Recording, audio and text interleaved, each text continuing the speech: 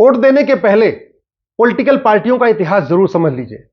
किस political party ने क्या काम किया है उसको पहले समझ लीजिए, उसके बाद वोट करिए। हमारे इस भारत के संविधान में देवी देवताओं के चित्र थे। भगवान राम, कृष्ण, भगवान महावीर, गौतम बुद्ध, छत्रपति शिवाजी महाराज, गुरु गोविंद सिंह, राजा विक्रमादित्य, राजा भरत, सबके चित्र थे, हनुमान जी के। लेकिन उसको निकलवाया था कांग्रेस ने। तो वोट देने के पहले इसको याद रखिएगा, आप वोट किसको देना चाहते हैं। हमारे संविधान निर्माता चाहते थे कि वंदे मातरम भारत का राष्ट्रगान बने, लेकिन कांग्रेस ने होने नहीं दिया। जनगण मन को भारत का राष्ट्रगान बनवा दिया और वंदे मातरम के लिए कोई प्रोटोकॉल नहीं बनाया। यह महापाप भी कांग्रेस ने किया था। पूरा का पूरा आजादी का आंदोलन भगवा झंडा से हुआ था। भगवा झंडा, ओम निशान। लेकिन जब भारत का राष्ट्रीय झंडा क्या हो, इस पर जब डिसाइड होने की बात आई तो कांग्रेस ने भगवा झंडा का विरोध किया था। बाबा साहब अंबेडकर संस्कृत को राष्ट्रभाषा बनाना चाहते थे। कांग्रेस ने उनका प्रस्ताव स्वीकार नहीं होने दिया, उनका प्रस्ताव रिजेक्ट करवा दिया था। सरदार पटेल को सब लोग चाहते थे, सरदार पटेल प्रधानमंत्री बने। नेहरू जी ने पटेल को प्रधानमंत्री नहीं बनने दिया। डॉक्टर अंबेडकर को चुनाव में हरवा दिया था, यह काम भी नेहरू जी ने किया था। डॉक्टर अंबेडकर को इस्तीफा देने के लिए मजबूर किया था नेहरू जी ने। श्यामा प्रसाद मुखर्जी जी को इस्तीफा देने के लिए मजबूर किया था नेहरू जी ने।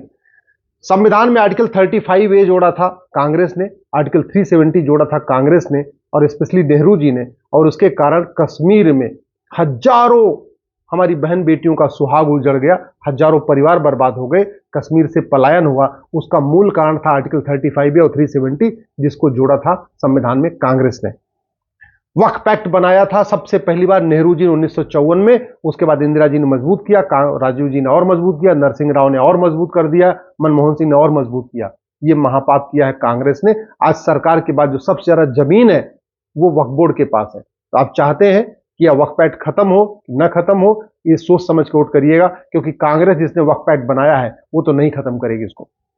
मठ मंदिरों को कंट्रोल करने के लिए 35 कानून बने, उसमें ज्यादातर कानून कांग्रेस ने बनाए।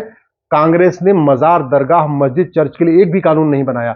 मठ मंदिरों को कंट्रोल करने के लिए कई कानून बनाए। वोट देने के पहले इसको भी याद रखिएगा। माइनॉरिटी कमीशन बना के भारत में पूरी तरीके से एक कम्युनिटी को फायदा पहुंचाने का काम किया कांग्रेस ने।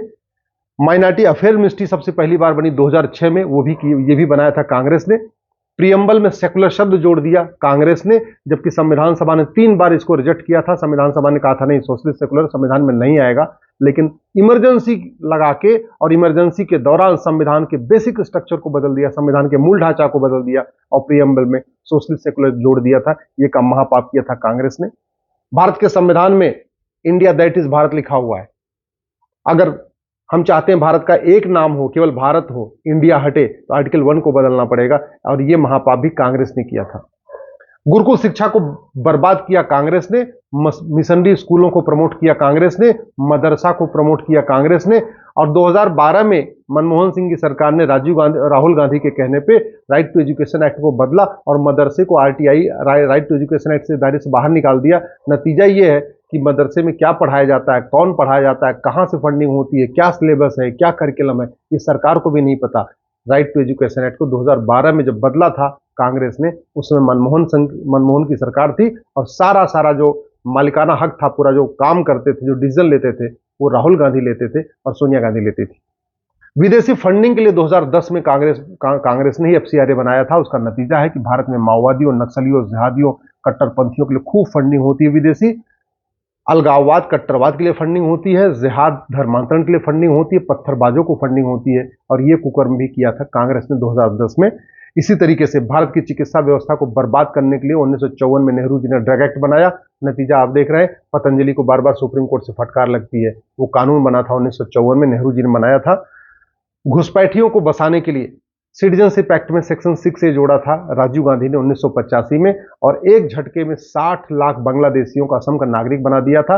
पूरी असम की डेमोग्राफी बदल चुकी है उस सेक्शन 6A के कारण। और यह महापाप भी किया था कांग्रेस ने।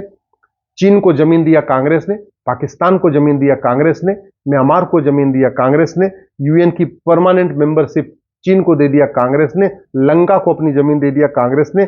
हमें जाति के आधार पर बांटा कांग्रेस ने, हमें भाषा के आधार पर बांटा कांग्रेस ने, हमें क्षेत्र के आधार पर बांटा कांग्रेस ने, हमें अगड़े पिछड़े के आधार पर बांटा कांग्रेस ने, हमें दलित बनाम सवर्ण के आधार पर बांटा कांग्रेस ने। भारत में वहशी दरिंदों के नाम पे सड़क मोहल्ले गलियां चल रही हैं। चीन भी गुलाम था, लेकिन जैसे चीन आजाद हुआ उसने सारे गुलामी के नाम मिटा दिए, गुलामी के निशान मिटा दिए। कांग्रेस ने एक भी गुलामी का नाम नहीं बदला। आज भी अगर आप दिल्ली, जिसको युधिष्ठिर ने बसाया, वहां जाके देख लीजिए, युधिष्ठिर, भीम, नकुल, सहदेव के नाम पे एक भी सड़क मोहल्ला गली नहीं है, लेकिन बाबर, हुमायूं, तुगलक, गजनी, गौरी के नाम पे सड़क मोहल्ले गलियां हैं। तो सारे के सारे गुलामी के वहशी दरिंदों के नाम पे जो सड़क मोहल्ले गलियां थी, उनका नामकरण किया कांग्रेस ने, और जो पहले से चले आ रहे थे अंग्रेजों काल से, उसको आगे बढ़ाया कांग्रेस ने। कांग्रेस ने कभी वहशी दरिंदों के नाम पे जो सड़क मोहल्ले गलियां थी उसको रीनेम नहीं किया, उसको किसी और के नाम पे नहीं किया। गुलामी के निशान को बरकरार रखा कांग्रेस ने, और कांग्रेस ने तो गुलामी के निशान को लीगलाइज करने के लिए बाकायदा 1991 में प्लेस ऑफ वर्शिप एक्ट बना दिया था, और कहा कि अयोध्या का मुकदमा कोर्ट से जरिए हल होगा, बाकी और कोई मुकदमा कोर्ट में जाएगा नहीं। तो कांग्रेस ने, चाहे वो भद्रकाली हो, चाहे भोजशाला हो, चाहे अटाला हो, चाहे जितने भी हमारे मठ मंदिर वसी दरिंदन तोड़ा, उसको रिस्टोर करने का प्रयास नहीं किया, बल्कि उसको लीगलाइज करने के लिए 1991 में प्लेस ऑफ वर्शिप एक्ट बना दिया था। गुलामी की कुरीतियों को बरकरार रखा कांग्रेस ने। आर्टिकल 13 कहता है कि कोई भी गुलामी की कुरीति अब नहीं रहेगी जब भारत आजाद हुआ, लेकिन कांग्रेस की सरकार ने 3 तलाक, हलाला, मुताह, मिस्यार, तहर्रुस, तलाके हसन, तलाके बाइन, तलाके किनाए, इन सब को बरकरार रखा कांग्रेस ने। और वो बरकरार ही नहीं रखा, एक बार सुप्रीम कोर्ट ने गुजारा भत्ता देने का आदेश दिया था साहबानों केस में 1984 में, 85 में। तो उसके बाद कांग्रेस ने बाकायदा कानून बना के सुप्रीम कोर्ट का फैसला पलट दिया था। ये कुकर्म किया है कांग्रेस ने। गुलामी की भाषा को प्रमोट किया कांग्रेस ने। कभी भी कांग्रेस ने हिंदी, संस्कृत या जो भारत की भाषाएं, इसको प्रमोट नहीं किया। उसने हमेशा हमेशा विदेशी भाषाओं को प्रमोट किया। गुलामी की शिक्षा व्यवस्था को प्रमोट किया कांग्रेस ने। गुलामी की पुलिस व्यवस्था को बरकरार रखा कांग्रेस ने। गुलामी की प्रशासनिक व्यवस्था को प्रमोट किया कांग्रेस ने। गुलामी की न्यायिक व्यवस्था को प्रमोट किया कांग्रेस ने। गुलामी की व्यापार व्यवस्था को प्रमोट किया कांग्रेस ने। गुलामी की टैक्स व्यवस्था को प्रमोट किया कांग्रेस ने। गुलामी की श्रम व्यवस्था को प्रमोट किया कांग्रेस ने। घूसखोरी, कमीशनखोरी, दलाली, कटमनी, तोलाबाजी को प्रमोट किया कांग्रेस ने। कभी कांग्रेस ने भ्रष्टाचार खिलाफ कठोर कानून नहीं बनाया। जमाखोरी, मिलावटखोरी, कालाबाजारी, मुनाफाखोरी को प्रमोट किया कांग्रेस ने। नशा तस्करी, मानव तस्करी को प्रमोट किया कांग्रेस ने। कांग्रेस का इतिहास उठा के देख लीजिए, दुनिया के कई देशों में नशा तस्करों को फांसी दी जाती है, आजीवन कारावास दिया जाता है, 100% प्रॉपर्टी जब्त की जाती है, नागरिकता खत्म की जाती है, लेकिन कांग्रेस ने कभी ऐसे कानून बनाए नहीं। घुसपैठ को प्रमोट किया कांग्रेस ने। धर्मांतरण को प्रमोट किया कांग्रेस ने। जनसंख्या विस्फोट को प्रमोट किया कांग्रेस ने। माओवाद, नक्सलवाद को प्रमोट किया कांग्रेस ने। अलगाववाद और जिहाद को प्रमोट किया कांग्रेस ने। कभी भी कांग्रेस ने भारत को एक स्वतंत्र, अपना तंत्र विकसित करने का कोई प्रयास नहीं किया। कभी भी कांग्रेस ने भारत में एक संप्रभु भारत बनाने का कोई प्रयास नहीं किया। कभी कांग्रेस ने भारत में जस्टिस विद इन ईयर के लिए कोई प्रयास नहीं किया। न पुलिस रिफॉर्म किया, न जुडिशियल रिफॉर्म किया, न इलेक्शन रिफॉर्म किया, न टैक्स रिफॉर्म किया, न एजुकेशन रिफॉर्म किया। कभी भी कांग्रेस ने भारत में लोगों को जल्दी जल्दी न्याय मिले, इसके लिए कभी प्रयास नहीं किया। कभी 55 साल किया राज किया कांग्रेस ने, कभी उसने इस बात की चिंता नहीं किया कि थाने दलाली के अड्डे बन गए हैं, तहसील दलाली के अड्डा बन चुका है, सारे सरकारी डिपार्टमेंट में भ्रष्टाचार बढ़ता जा रहा है, इसको कैसे कंट्रोल किया जाए, इसके लिए कोई प्रयास नहीं किया कांग्रेस ने। हाँ, कांग्रेस ने कभी कहा गरीबी हटाओ, कभी कहा ये, कभी कहा ये, नारे देती रही, लेकिन कोई एफर्ट नहीं किया। मैं आप लोगों से निवेदन कर रहा हूं, अब की बार वोट देते समय मुद्दों के आधार पर वोट करिए। नशा नियंत्रण कानून बहुत जरूरी है। नशे के कारण हमारी यंग जनरेशन बर्बाद हो रही है। मानव तस्करी के खिलाफ कठोर कानून बहुत जरूरी है।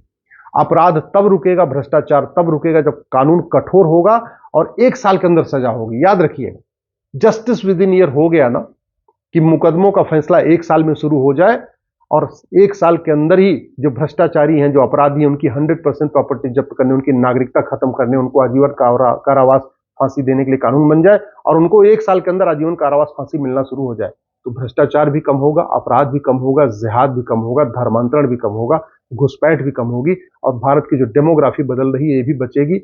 एक बात याद रखिएगा, भारत के 9 राज्यों में हिंदू खत्म हो चुके हैं। भारत के 200 जिलों में 200 जिलों की डेमोग्राफी बदल चुकी है। भारत के 1500 तहसीलों की डेमोग्राफी बदल चुकी है। आज के नेता जो बतौलेबाजी करते हैं, तू मैं करते हैं, आरोप प्रत्यारोप, ये 25 साल के बाद आपके बच्चों को बचाने नहीं आएंगे। लेकिन अगर जनसंख्या नियंत्रण कानून बना, घुसपैठ नियंत्रण कानून बना, धर्मांतरण नियंत्रण कानून बना और जस्टिस विद इन ईयर लागू हुआ, 1 साल के अंदर घुसपैठियों को सजा मिलना शुरू हुई, जिहादियों को सजा मिलना शुरू हुई, मिसंदियों को सजा मिलना शुरू हुई, भ्रष्टाचारियों को मिलना सजा हुई, तब आने वाली पीढ़ियां सुरक्षित रहेंगी। आज के नेता 25 साल के बाद कहीं भाग जाएंगे, अंत में घर जलेगा आपका।